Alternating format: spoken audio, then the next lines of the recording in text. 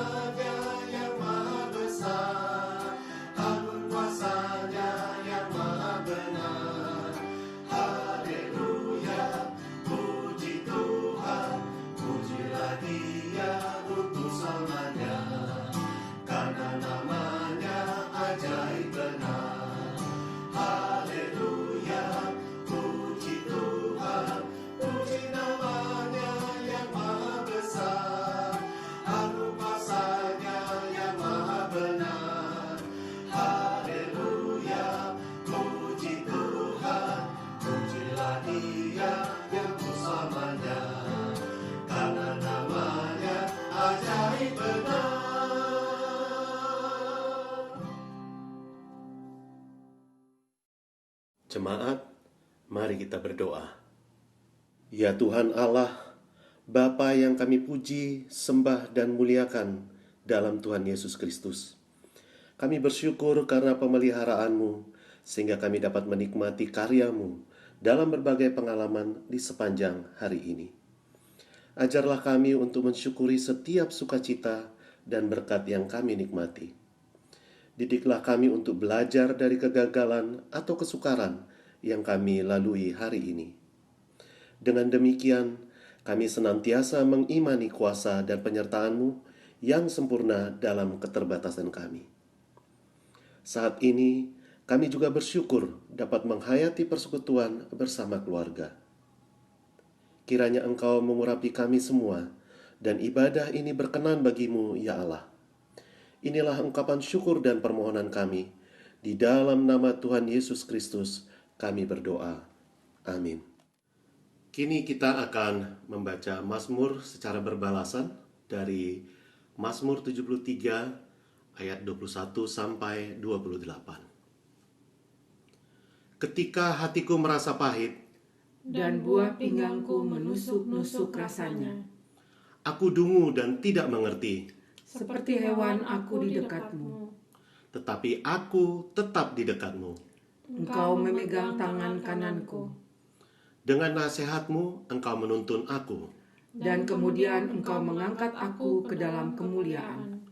Siapa gerangan ada padaku di sorga selain engkau? Selain engkau tidak ada yang kuingini di bumi. Sekalipun dagingku dan hatiku habis lenyap, Gunung batuku dan bagianku tetaplah Allah selama-lamanya. sebab sesungguhnya siapa yang jauh daripadamu akan binasa. Kau binasakan semua orang yang berzina dengan meninggalkan engkau. Tetapi aku suka dekat pada Allah. Aku menaruh tempat perlindunganku pada Tuhan Allah, supaya dapat menceritakan segala pekerjaannya.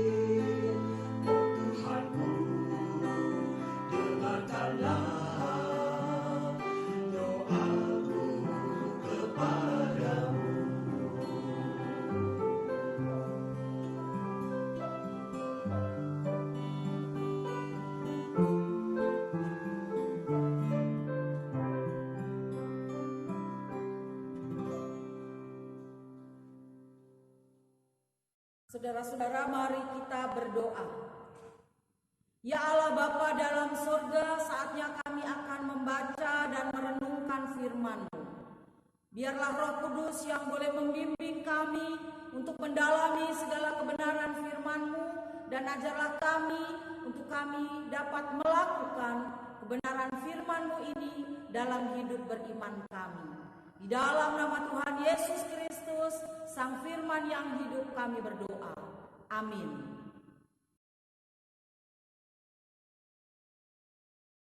Jemaat, marilah kita berdiri untuk mendengarkan firman Tuhan yang dibacakan dari Alkitab, yaitu Injil Yohanes 4 ayat 11 sampai dengan 26.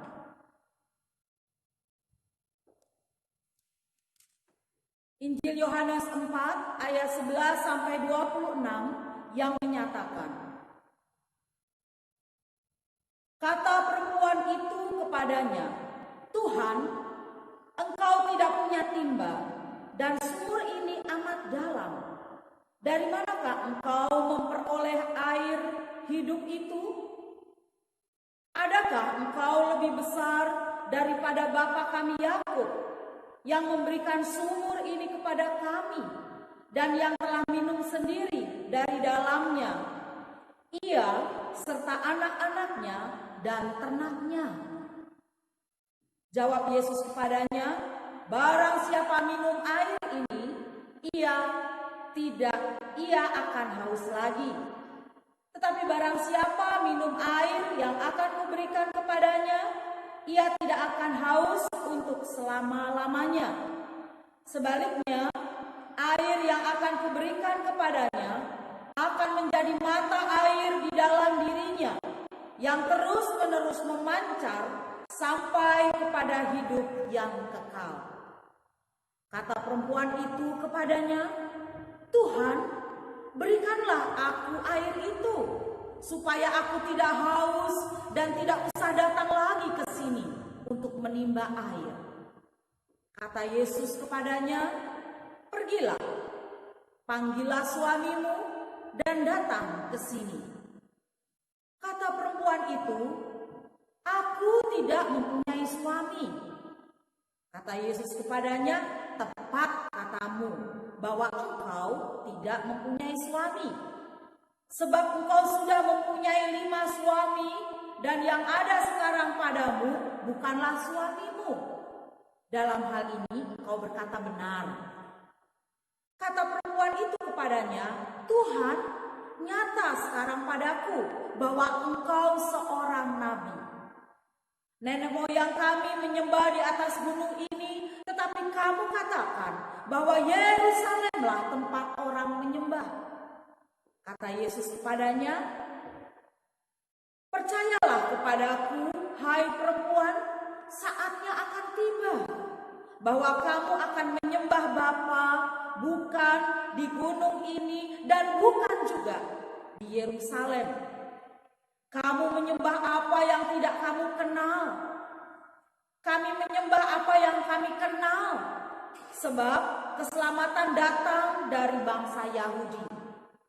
Tetapi saatnya akan datang dan sudah tiba sekarang, bahwa penyembah-penyembah benar akan menyembah Bapa dalam roh dan kebenaran, sebab Bapa menghendaki penyembah-penyembah demikian.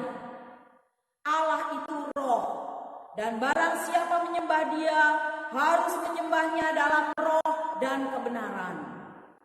Jawab perempuan itu kepadanya, aku tahu bahwa Mesias akan datang, yang disebut juga Kristus. Apabila Ia datang, Ia akan memberitakan segala sesuatu kepada kami. Kata Yesus kepadanya, akulah Dia yang sedang berkata-kata dengan engkau. Demikian pembacaan Alkitab. Berbahagialah setiap orang yang mendengarkan firman Tuhan dan yang melakukannya. Terpujilah Tuhan Yesus. Haleluya.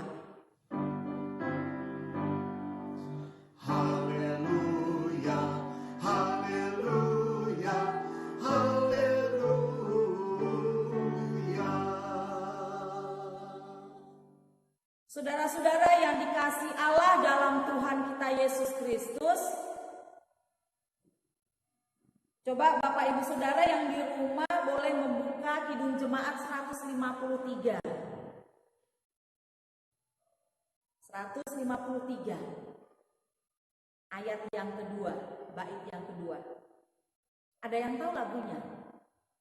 Dengarlah kata Yesus, ku berikan air hidup, barang siapa datang kepadaku, tidak akan haus lagi. Saudara-saudara yang dikasihi Allah di dalam Tuhan Yesus Kristus, bacaan kita ini juga berbicara tentang air hidup. Dan yang dimaksud dengan air hidup itu adalah Tuhan Yesus. Saudara-saudara, sungai yang mengalir sepanjang kecamatan Sungai Ambawang di Kalimantan Barat konon dapat digunakan untuk memenuhi kebutuhan hidup manusia. Bisa digunakan untuk mandi, untuk mencuci, sebagai jalur transportasi, bahkan untuk minum, meskipun memang airnya itu berwarna agak gelap, kecoklat-coklatan. Sampai saat ini beberapa fungsi masih dapat diteruskan, kecuali ya untuk minum, karena airnya ternyata sudah tercemar. Oleh sebab itu banyak warga selalu membawa minuman tersendiri, ya, terutama ketika mereka sedang ke ladang atau ketika mereka sedang mencari kayu di hutan. Untuk minum, untuk masak, air dapat melimpah ataupun juga bisa kekurangan sesuai dengan musimnya saat itu. Jadi bersukacitalah, berbahagialah, bersyukurlah Bapak Ibu Saudara yang hidup dengan air yang bersih, ya, dengan air yang melimpah. Makanya jangan sia-siakan air. Salah satunya ini kebiasaan kita yang tidak baik, ya, di kamar mandi atau ketika kita buka air keran, kita masih belum memakai air itu, kita tidak menutup kerannya. Jadi air itu mengalir begitu. Artinya kita buang-buang air. Padahal banyak orang yang membutuhkan air yang bersih. Untuk makan, untuk minum, untuk mencuci, untuk memasak, dan lain sebagainya. Di sana jika kemarau panjang, ya, maka air bersih itu otomatis susah untuk didapat. Dan sesuatu yang dianggap sudah sangat cukup memenuhi hidup, ya, ternyata pada saat itu memiliki waktu sehingga tidak selalu dapat memberikan apa yang dibutuhkan. Susah sekali Bapak Ibu Saudara untuk mencari air yang bersih. Berbicara tentang kebutuhan, marilah kita merenungkan sejenak sini saudara-saudara, apa yang sungguh-sungguh kita butuhkan dalam kehidupan kita. Bapak Ibu Saudara, kalau ditanya kebutuhan yang pokok, premier, ya, kebutuhan apa? Silakan didiskusikan, ya, di rumah.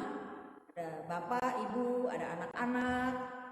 Kebutuhan pokok apa yang Bapak Ibu Saudara butuhkan? Makan? Kebutuhan pokok, ya? Minum? Coba kalau Bapak Ibu Saudara nggak makan, nggak minum, pasti kelaparan. Kecuali Bapak Ibu niat puasa, ya. Puasa seperti saudara-saudara kita. Niat puasa, jelas kita bisa menahan lapar, kita bisa menahan haus. Tapi kalau memang nggak niat, ya, meskipun kita puasa udah sebelum tengah hari pun perut kita udah keroncongan. Kita sudah lapar ataupun juga kita sudah haus. Kebutuhan hidup tadi makanan, minuman, kemudian juga pakaian, ya. Kemudian juga perumahan atau rumah, itu kebutuhan-kebutuhan pokok yang memang boleh dikatakan wajar, ya, normal, itu standarnya lah hidup setiap orang seperti itu. Meskipun misalnya, ya, makan seadanya, minum juga, ya, seadanya, tidak selalu dengan kita bisa minum setiap hari susu atau minum yang enak-enak atau makan yang enak-enak. Tapi puji Tuhan kita bersyukur kita masih bisa makan, kita masih bisa minum. Kita masih bisa juga memakai baju.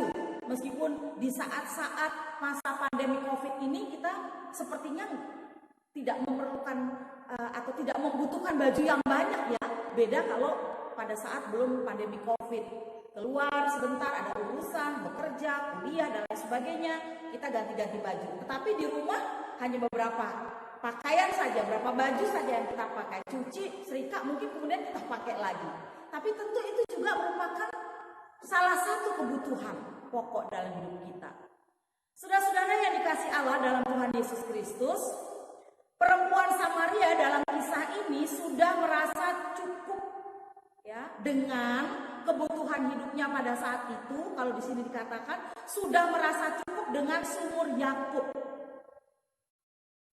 Nah, sebelum dalam bacaan kita ini di ayat 11 sampai dengan 26 ada ayat sebelumnya, ayat 1 sampai dengan ayat yang ke-10, saudara-saudara.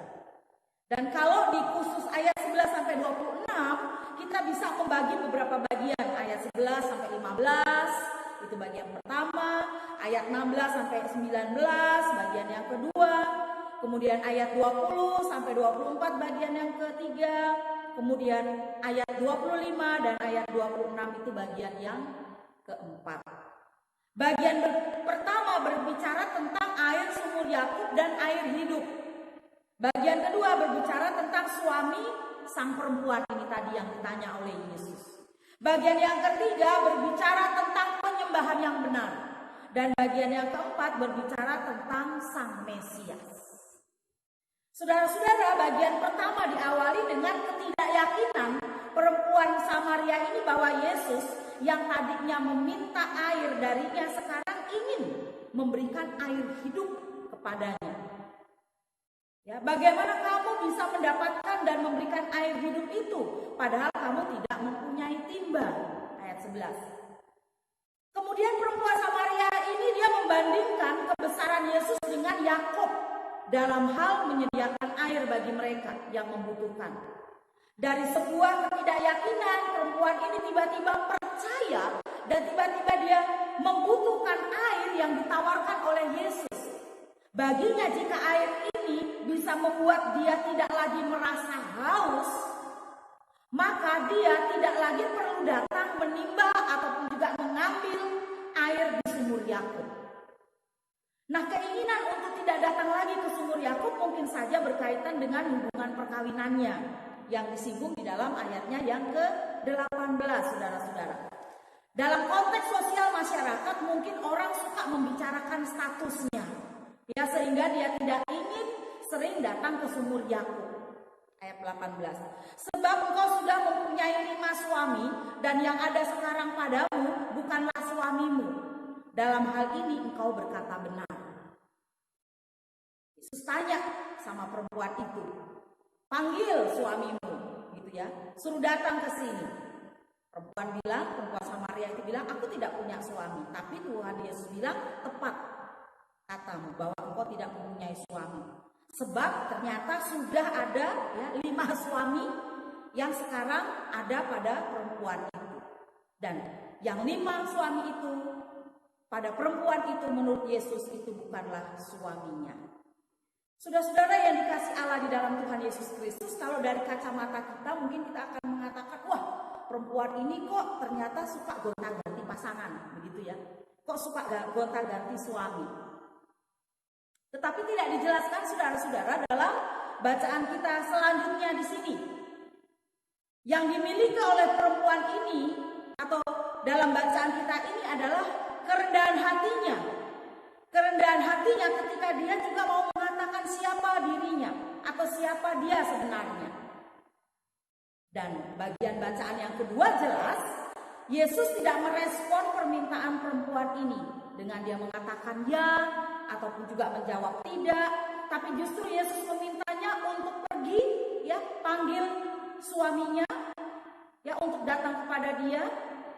Tetapi permintaan itu ada di dalam satu dialog dengan Tuhan Yesus yang berakhir dengan pengakuannya. Ya, dialog itu, dialog antara Yesus dengan perempuan itu. Baginya, Yesus adalah gelar nabi. Baginya, Yesus adalah rabi.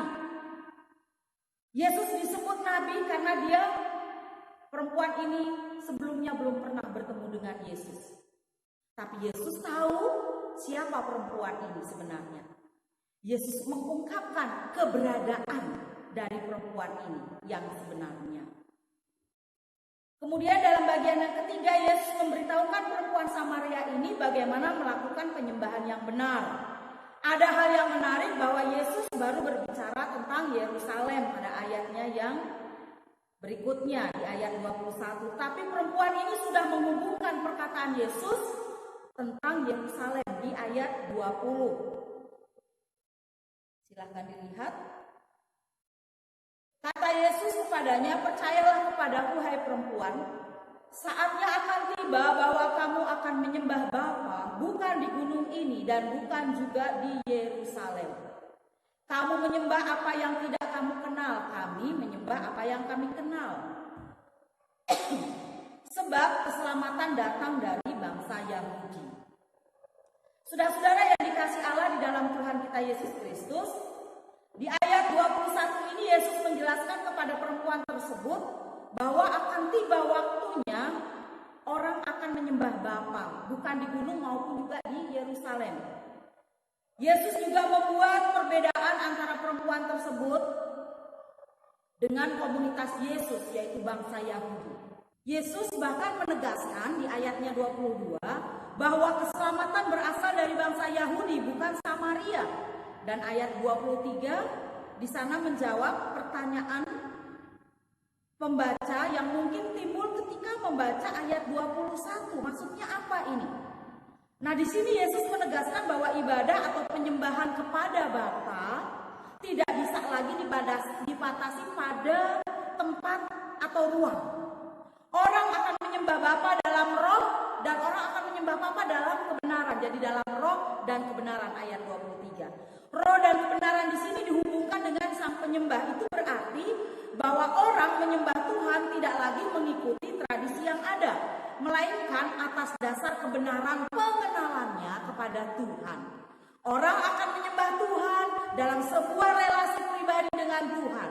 Dan penyembahan seperti ini menurut Tuhan Yesus adalah bentuk penyembahan yang dikehendaki oleh Bapa sendiri. Dengan kata lain, Bapa menghendaki orang menyembah Dia menurut kebenaran penghayatan dan pengenalannya terhadap Bapa, dan bukan karena sebuah kebiasaan atau bukan sebuah tradisi. Bagian yang keempat terakhir ini merupakan respon dari perempuan Samaria terhadap pengajaran Yesus. Dan nampaknya perempuan Samaria ini bukan perempuan yang dangkal pengetahuan agamanya, saudara. Dia menunjukkan pengetahuan dan pemahamannya tentang Mesias. Menurutnya, Mesias itu juga disebut Kristus. Mesias itu bukan hanya Mesias untuk orang Yahudi, melainkan juga untuk orang Samaria. Karena itu, dia mengatakan bahwa Mesias akan datang kepada kami, kepada orang Samaria. Silahkan lihat, ada di dalam ayat 25. Jawab perempuan itu kepadanya, aku tahu bahwa Mesias akan datang, yang disebut juga Kristus. Apabila ia datang, ia akan memberitakan segala sesuatu kepada kami. Kami, berarti menunjuk pada dirinya sendiri. Dengan demikian, bacaan kita di teks 25 ini, saudara-saudara, hendak memperlihatkan bahwa sebagai pribadi, sang perempuan Samaria ini dia membutuhkan air yang tidak akan membuatnya lagi haus untuk selama-lamanya. Dia juga membutuhkan atau mengharapkan kehadiran sang Mesias yang akan memberikan kepadanya pengetahuan tentang hidup sebagai umat Allah. Jadi secara keseluruhan kita boleh belajar tentang kerendahan hati yang dimiliki oleh perempuan Samaria ini. Orang menganggap dia tentu ya perempuan yang tidak benar. Bayangkan, di ayat tadi katakan 5 suami, tapi sekarang sudah tidak lagi. Stigmanya tentu dia adalah perempuan yang kotor, perempuan yang perlu dijauhi, perempuan yang berdosa, perempuan yang tak layak, bla bla bla bla bla dan seterusnya. Sama halnya ketika kita juga bisa misalnya menghakimi seseorang. Ini yang terjadi. Tetapi ternyata memang perempuan Samaria ini yang dia butuhkan bukan sekedar air dari sumur Yakub pada saat itu, tetapi air yang benar-benar air yang terpancar, bukan secara air yang kelihatan mengalir, tetapi air itu justru menunjukkan pada diri Yesus. Dan Yesus itulah air kehidupan. Hidup bersama dengan Yesus, kalau menurut orang Samaria ini tentunya ya, hidup bersama dan di dalam Yesus, dia tidak akan merasa haus lagi. Hidup di dalam dan bersama dengan Yesus, mungkin pada saat itu dia mampu menghadapi cibiran, menghadapi hinaan, menghadapi bully dari orang-orang yang ada di sekitarnya. Dia yakin dan percaya ketika dia hidup bersama dengan air hidup itu, dia mampu mengatasi setiap masalah, setiap persoalan yang dia alami ataupun juga yang dia rasakan dalam kehidupannya. Artinya apa? Artinya catatan yang kedua, kita melihat di sini adanya sebuah perjumpaan. Perjumpaan antara sesosok atau seorang manusia yang berdosa berjumpa dengan Sang Mesias, Kristus yang diurapi. Perjumpaan antara manusia dengan Sang Mesias itu membawa dampak, membawa pengaruh, membawa kehidupan bagi sang perempuan Samaria ini. Hidupnya menjadi baru, hidupnya penuh pengharapan, hidupnya penuh sukacita, hidupnya penuh keyakinan. Dia pada saat itu benar-benar yakin hidup bersama dan di dalam Yesus akan membawa satu perubahan yang sangat mendasar di dalam hidupnya. Saudara-saudara yang dikasihi Allah di dalam Tuhan Yesus Kristus. Jadi pertanyaannya untuk kita refleksikan, untuk kita renungkan secara pribadi. Apa yang saudara dan juga saya butuhkan selain kebutuhan pokok tadi, selain kebutuhan primer itu tadi? Tentu kita akan menjawabnya. Kebutuhan selain kebutuhan pokok, kebutuhan yang mendahului kebutuhan pokok adalah kebutuhan hidup bersama dengan Yesus. Kita membutuhkan air hidup itu, saudara, di dalam kehidupan kita sehari-hari. Perjumpaan antara perempuan Samaria dengan Sang Mesias membawa satu titik terang. Sama halnya ketika saya juga secara pribadi mau mengatakan bahwa saya membutuhkan Sang Mesias dalam hidup saya, juga pasti akan membawa satu kehidupan titik terang yang lebih baik lagi dibanding kehidupan saya yang sekarang. Mungkin ketika saat ini saya mengalami, saya putus asa, saya kecewa, saya merasa menderita, saya merasa terpuruk, saya merasa jatuh. Baik itu mungkin ekonomi keluarga saya, atau mungkin juga kehidupan keluarga saya istri, saya tidak baik hubungan saya dengan suami saya, atau saya sebagai anak punya akar kepahitan dengan orang tua saya, atau saya sebagai pelayan Tuhan juga punya hubungan tidak baik dengan rekan saya, dengan anggota jemaat saya. Yang kita butuhkan saat ini sesuai dengan firman Tuhan adalah air hidup itu. Yang kita butuhkan adalah Mesias. Perjumpaan kita di tengah keberadaan kita dengan Sang Mesias itu niscaya akan membawa satu kehidupan yang lebih baik. Akan membawa satu kehidupan yang bisa mensukacitakan saya, menyejahterakan saya, membuat hati saya menjadi adem, membuat hati saya menjadi tentram, membuat hati saya menjadi aman, membuat hati saya merasa terlindungi, saya merasa dipeluk, saya merasa ditolong, saya merasa dibelai dengan kasih Tuhan. Karena apa? Karena ada Sang Mesias itu. Ada Kristus yang diurapi, ada Kristus yang senantiasa peduli dengan kehidupan saya. Jadi Bapak Ibu Saudara, letakkanlah kebutuhan kita yang utama, air hidup itu. Letakkanlah Yesus di nomor pertama dibandingkan dengan kebutuhan-kebutuhan hidup kita yang lain. Amin.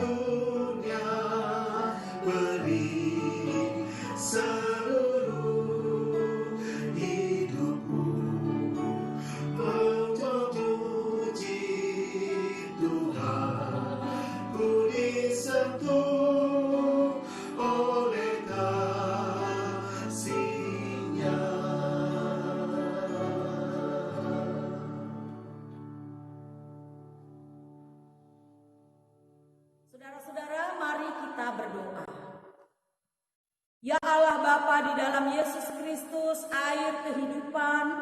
Terima kasih karena kami boleh disegarkan, kami boleh diingatkan, agar kami semata-mata tidak hanya membutuhkan kebutuhan pokok dalam hidup kami, tetapi kami mengutamakan, kami membutuhkan air hidup itu, yaitu Yesus Kristus, Sang Mesias yang hidup, yang selalu boleh bersama dengan kami, mengatasi setiap masalah, mengatasi setiap persoalan hidup kami. Berjumpaan kami dengan Engkau ya Yesus yang Sang Mesias, membawa satu titik cahaya, membawa satu pengharapan, membawa satu sukacita, membawa satu ketenangan, keamanan, kenyamanan. Karena kami percaya Engkau merengkuh kami, Engkau memeluk kami, Engkau membelai kami, Engkau mengasihani kami Tuhan. Kami manusia yang berdosa, kami manusia yang memiliki begitu banyak kesalahan-kesalahan, pelanggaran-pelanggaran dan dosa. Tapi kami percaya Engkau melayakkan kami Tuhan. Tuhan Yesus, lewat doa syafaat ini kami berterima kasih karena kami masih bisa beribadah di rumah kami masing-masing secara online.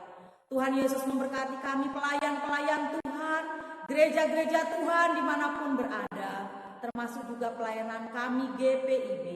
Berkatilah pelayanan kami GPIB Tuhan, baik pimpinan kami di tingkat majelis sinode, di tingkat MUPEL, di jemaat Sangkakala sektor 1 dan 2, pelayanan kami yang sementara kami masih beribadah di rumah, tetapi kami para presbiter boleh melayani secara online.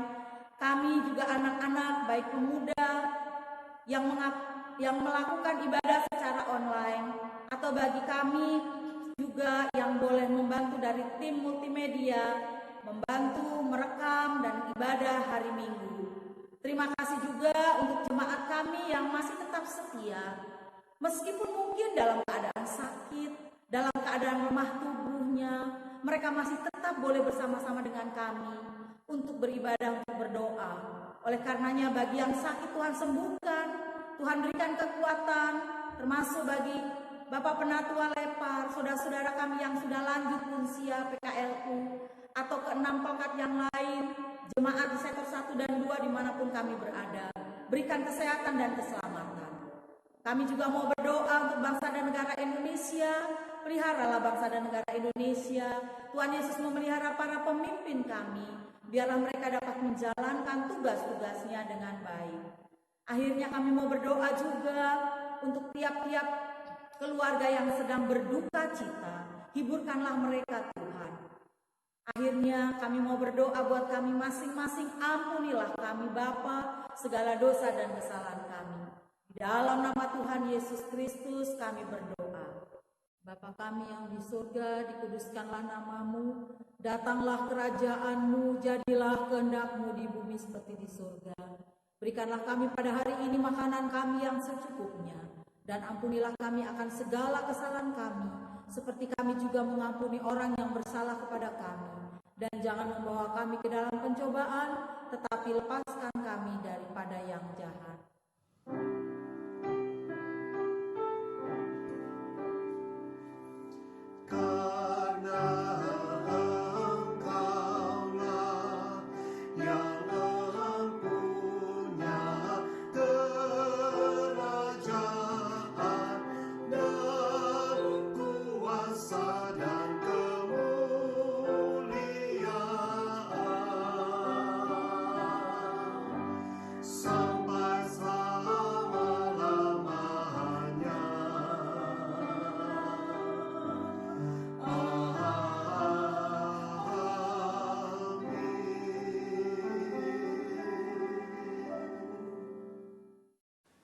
Jemaat yang diberkati Tuhan, marilah kita memberi persembahan kepada Tuhan berdasarkan pesan Alkitab dari Mazmur 119 ayat 108 yang menyatakan, kiranya persembahan sukarela yang berupa puji-pujian berkenan kepadamu ya Tuhan, dan ajarkanlah hukum-hukum-Mu kepadaku.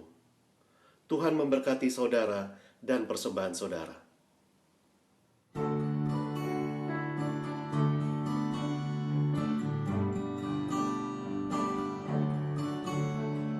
Dunia ini untuk kemuliaan Tuhan, amin.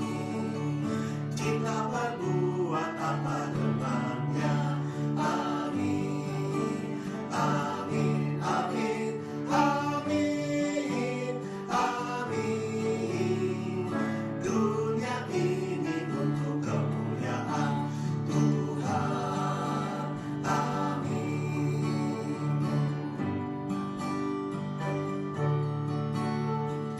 Hidup kita untuk kemuliaan Tuhan, amin. Kita berbuat apa dengannya, amin, amin, amin, amin, amin. Hidup kita untuk kemuliaan Tuhan, amin.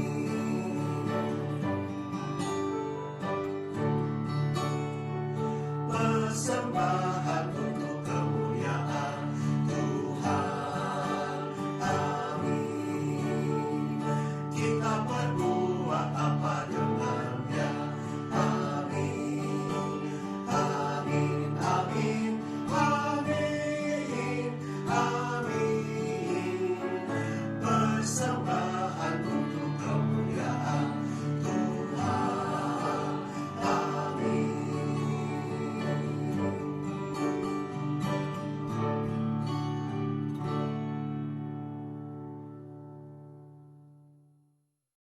Mari kita berdiri dan berdoa untuk menyerahkan persembahan kita di dalam doa kepada Tuhan.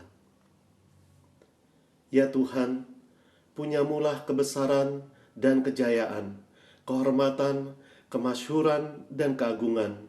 Ya, segala-galanya yang ada di langit dan di bumi. Sebab kekayaan dan kemuliaan berasal daripadamu, dan Engkaulah yang berkuasa atas segala-galanya. Sekarang ya Allah kami bersyukur kepadamu dan memuji namamu yang agung itu. Sebab siapakah kami ini sehingga mampu memberikan persembahan sukarela seperti ini? Sebab daripadamulah segala-galanya dan dari tanganmu sendirilah persembahan yang kami berikan kepadamu. Dengan sukacita kami menyerahkannya di dalam doa kepadamu, ya Tuhan kami. Amin. Jemaat terkasih, pergilah dalam damai sejahtera dan jadilah pelaku firman Tuhan di sepanjang hidupmu.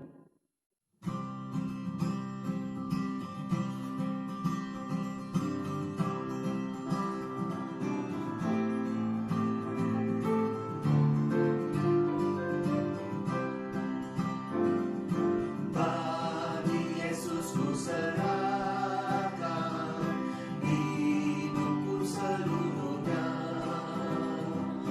hati dan perbuatanku pun waktuku miliknya. Bagi Yesus semuanya pun waktuku miliknya. Bagi Yesus semuanya pun waktuku miliknya.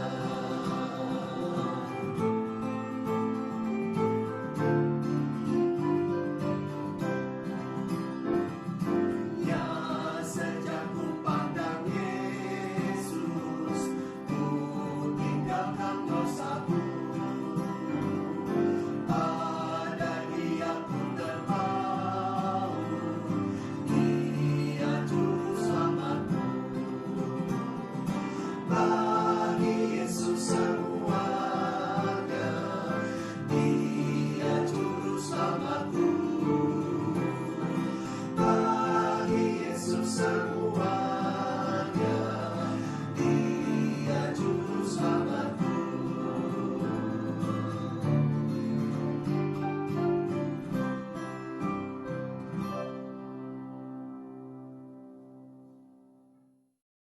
Arahkanlah hati dan pikiran kita kepada Tuhan, serta terimalah berkat-Nya. Kasih karunia Tuhan Yesus Kristus, kasih Allah Bapa, dan persekutuan Roh Kudus menyertai kita sekalian. Amin.